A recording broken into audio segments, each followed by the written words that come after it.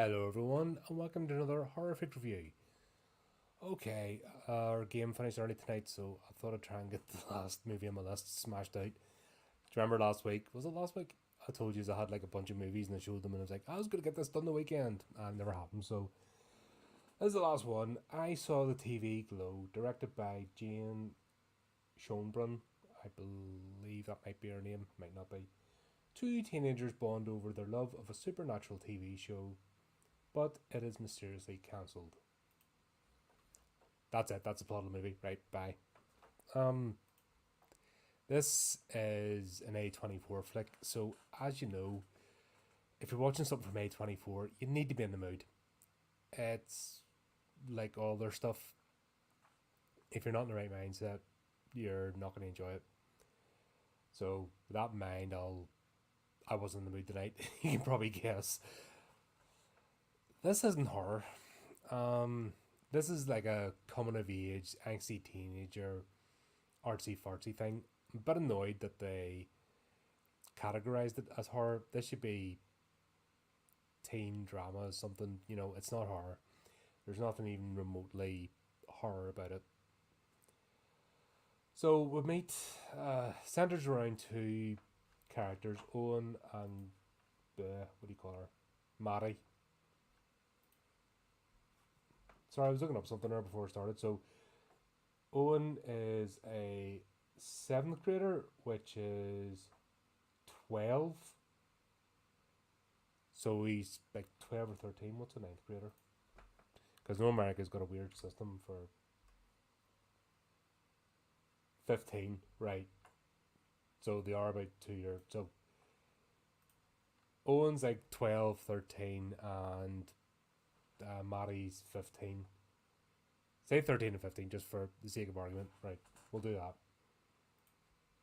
They're doing stuff in the school in the moment, and mother taking them to school, and they're walking around the place, and she points to a strange board, and he's to like vote or something or pick something, and God, whatever, strange American stuff. So forgive me if that all went right over my head as I just went, what is this? They're very they like their little rituals and their culty stuff, don't they? Like everything in America, like from school upwards, is all. You can understand how Waco and all that kind of stuff happened because their whole culture is around cults. Like even when they go to school, it's a bloody cult.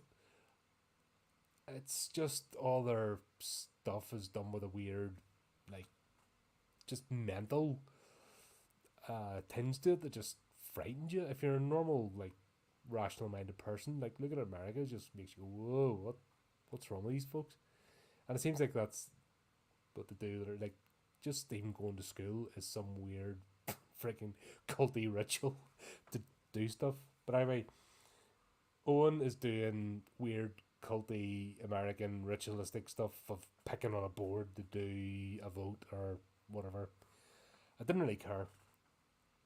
But lo and behold, he walks into this abandoned, room, and he meets Maddie, who's sitting there, you know, and it just screams angsty teenager, angsty awkward teenager right there.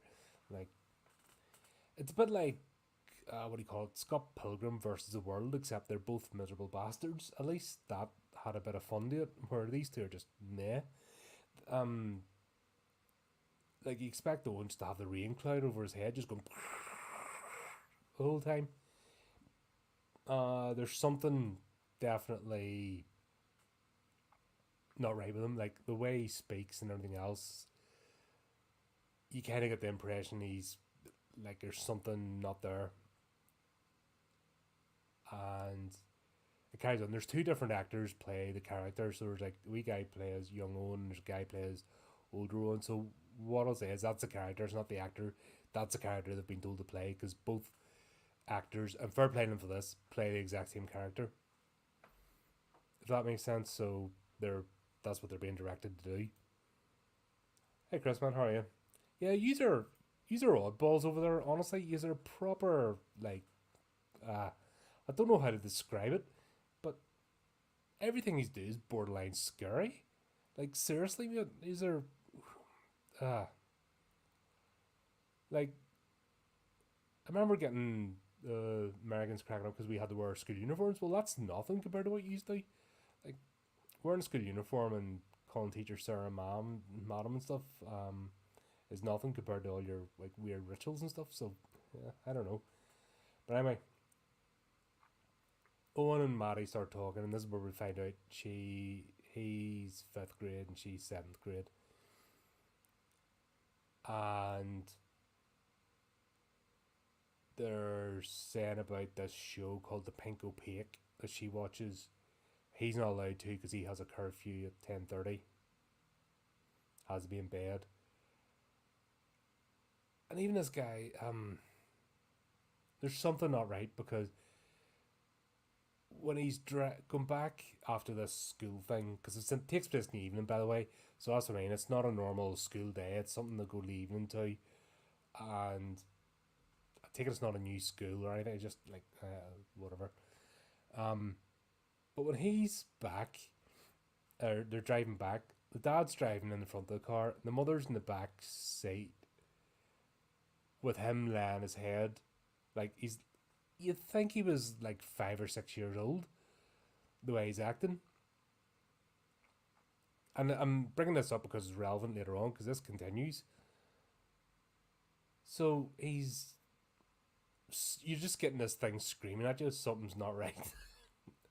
Oh, by the way, there's no payoff, so I'm just saying, it's put there, but you get no payoff for it. But yeah, he's lying in the back street seat. Like, he may as well have his thumb in his mouth, the way he's acting.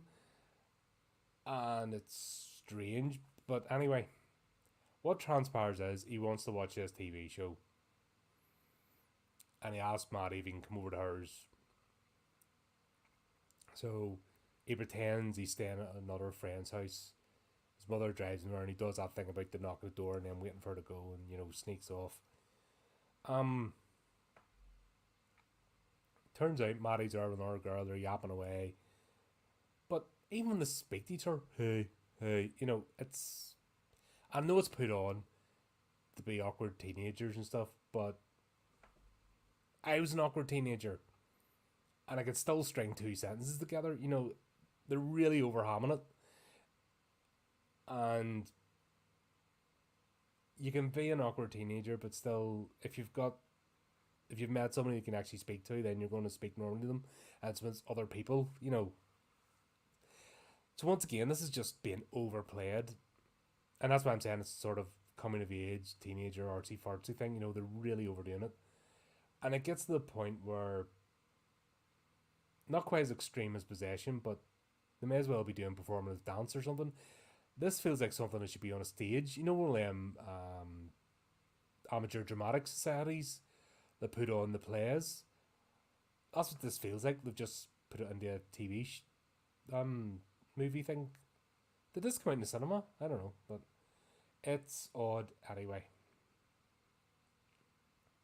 So they set up, they watch this show, and then she was telling him to go, but he's like, "Oh, I told my friend to stay overnight, and he brought a sleeping bag and stuff." Like, the fact she never clocked on, he arrived with a sleeping bag and all, But she's like, "Oh, okay." And that's really it.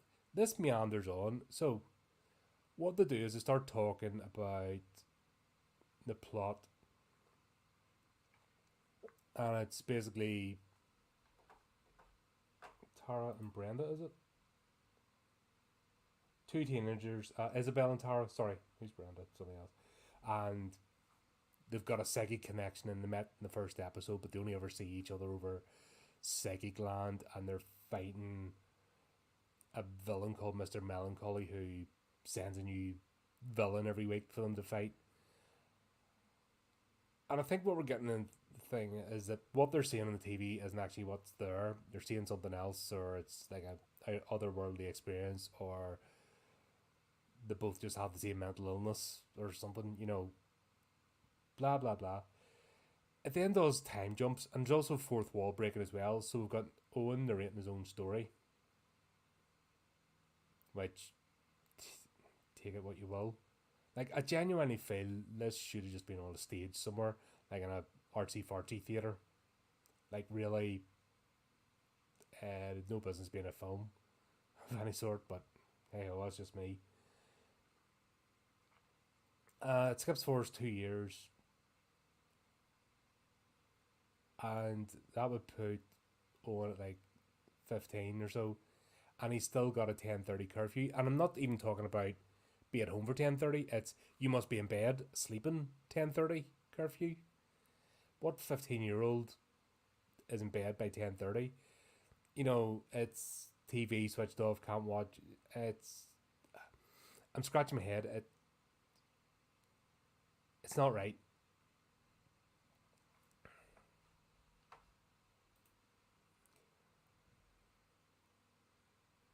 Fair enough. This is like something that should be in festivals. I probably went around the festival circuit or something, but yeah, this is not a movie you go to the cinema for. I think this is for A24 fans. I think that's what it was made for. There's hardcore A24 fans out there that love everything they put out. So I think it was made for them. It's not for general audiences. It's definitely not for horror fans. It's not. Really isn't. But yeah, so basically he's got this curfew at 15 years of age still. And there's one time he's out doing a school thing and he's come back. And this is what I'm talking about. He's laying in the back seat with his head in his mum's lap like he's a freaking baby. And his father says, "Isn't that show for girls?" And they've said it in the 90s, so they're trying to make it as if, oh, you don't understand. So I think it's all an allegory. If I would, because Maddie talks about being gay, and then he doesn't know what he is, and I think it's one of them sort of allegory driven type of movies that can't tell a good story. So it's for those people that need to see themselves. I think that's what it's aiming at, but it'd be quite insulting if that's what people who need to see themselves get shown. Then no wonder they're angry and like I don't know. I just think that I don't know, gay people and stuff deserve better. If that makes sense, it seems like there's a bunch of hacks and they make this sort of stuff, and like they're really insulting towards their target audience. If that's what this is coming under that category, I'm not using that word because I hate it. Um, it was always a slur in the UK like for years, and I refused to utter it. But this is just insulting people's intelligence. So it's just if that's what it's all an allegory for, then it's not a nice one because they're making these two out to be absolute planks with no personality. Therefore, all their personality goes in their sexuality. If that makes sense, which is that's today's culture, and it's nothing to do with sexuality. It's just to do with people who have no personality trying to latch on to something. What you should be doing is like showing people how to be a well-rounded person, and deal with life, and then everything else sort of slots into place. Something like this, if that's what it is, and I think like the pink opaque and stuff, where what I mean, it's screaming at you, that sort of stuff. It's not good, man. It's not good. And that's basically it. There's no plot. This just meanders on, and it's hinted that you get sucked into the TV and you become part of this universe, but really, there's no payoff. And Owen just sort of goes through life. Maddie disappears after the end. The show gets cancelled at season 5. Maddie leaves home, and she turns up like 5 years later and saying that she has to bury him alive to unlock him or something like that. But once again, there's no payoff. It doesn't happen.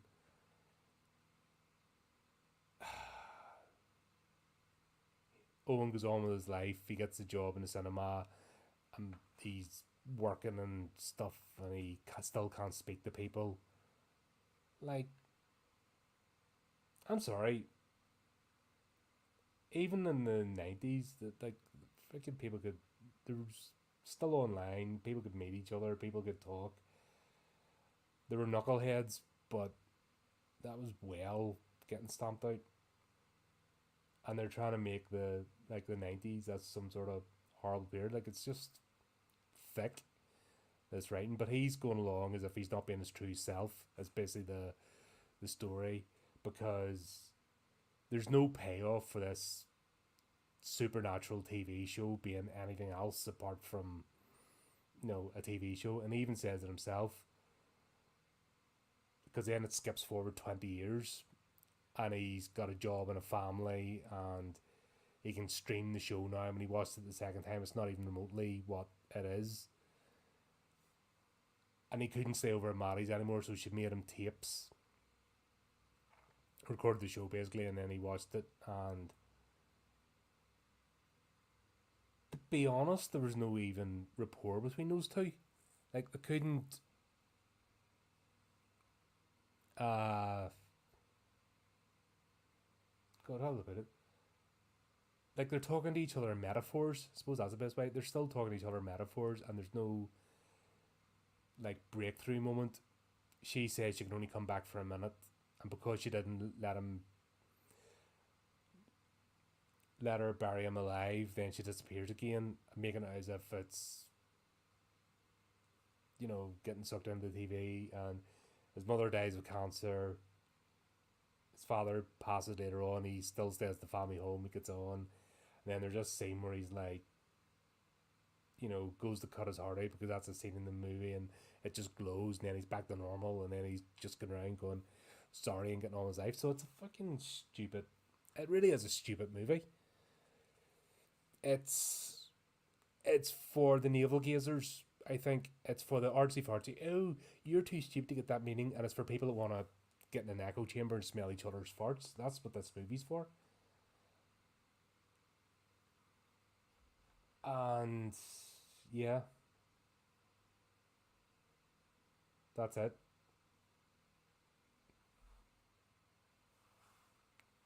Bertie breaks down screaming, and yeah,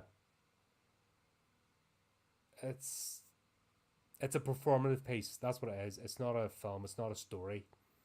It's it should be on a stage of a performative people dancing and stuff. And you've seen those sort of stage plays. I'm sure you know what I'm talking about, where people are just talking to the audience. It's that sort of thing. So if that's your jam, crack on. Enjoy it. But to me, I'm just annoyed that they've included it as horror when there's no horror in it. That's the insulting bit to me, because there's nothing even remotely like supernatural or anything. It's just a person not comfortable in their own skin, their own life, and their even when Maddie leaves the town, 'cause she says she'll die if she stays in the town, doesn't get any happier. So it's just about unhappy people that don't know how to find happiness, really, and it can be dressed up in whatever you want. But that's it. That's it in a nutshell, and just it meanders along and really serves no purpose. So there you go. That's that. Celebrate 666. I'll tell anyone else new to bugger off, and I'll just stay there. God, we're really ramping up, aren't we? Can't believe people still come here. But fair play to you. Thanks very much. Yeah, that's it. It's a thing.